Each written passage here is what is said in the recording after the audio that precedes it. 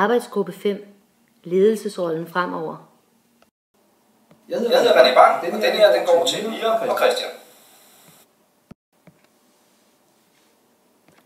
Vi ser en fremtid, hvor årgangsteamet er kernen i børnenes faglige og sociale udvikling. Teamet vil bestå af lærere, pædagoger og eventuelt undervisningsassistenter. Ledelsesteamet skal samarbejde med teamene om fastsættelsen af mål samt målopfølgning. Fokus skal rettes på læring frem for undervisning.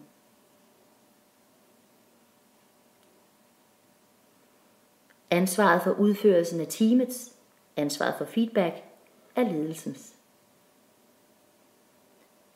Den enkelte medarbejder får derfor mere ansvar og større frihed til sine opgaver og skal ikke hænge i en klokkestreng.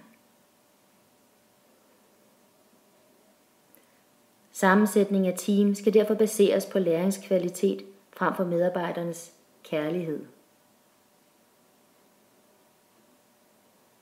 Teamene styres diskursivt, altså gennem italesættelsen af tydelige mål, værdier og normer for hele skolen. Fremtidens SFO-kompetence. SFO'ens medarbejdere har også et ansvar i at løfte den kommende folkeskolereform. Alle børn lærer mere, og det er afgørende, at SFO-personalet bidrager til alle børns læring hele dagen. Mål og læring skal være en indgroet del af pædagogikken i SFO-medarbejdernes dag. Målene sættes i teamene i samarbejde med ledelsen. Det er kompetencer, der er afgørende for arbejdet med børn og unge, når alle børn skal lære mere. SFO-medarbejderne kan særligt bidrage til målsætning i forhold til børns sociale relationer, understøttende undervisning, det inkluderende arbejde samt motion og bevægelse. Skoleledelsen går forrest som rollemodeller i forhold til det gode teamsamarbejde. Vi viser tydeligt, at vi er en enhed, der hjælper, støtter og udvikler vores faglighed sammen. Kerneopgaven er den samme. Vi ser blot med forskellige øjne, og det er til børns fordel. På skolen kan der ses et tæt samarbejde mellem de interne ledere på matriklen. Ugentlige møder i hele ledelsesteamet er dagligdag, og medarbejderne oplever, at det er en samlet ledelse, der er på skolen. SFO-lederen ved, hvad der rører sig i udskolingsklasserne, og skolelederne tager sig lige så meget af personalepleje blandt pædagoger som lærere. Dette synlige samarbejde fungerer som rollemodel for det samarbejde, der er mellem de forskellige faggrupper på skolen.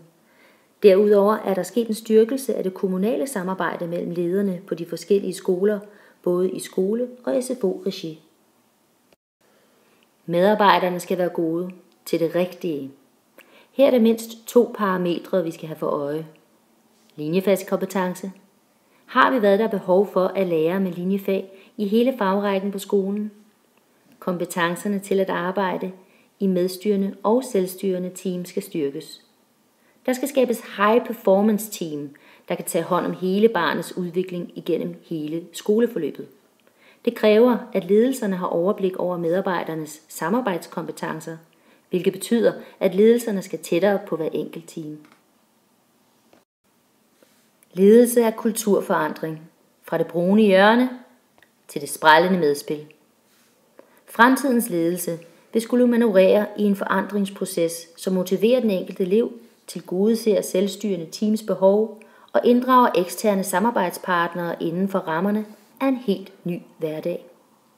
Det vil øge behovet for kompetencer i ledelse på afstand i en flad organisationsstruktur og stille krav om et reelt samarbejde i den samlede ledelse for på den bedst mulige vis at være det gode eksempel på teamsamarbejde for medarbejderne.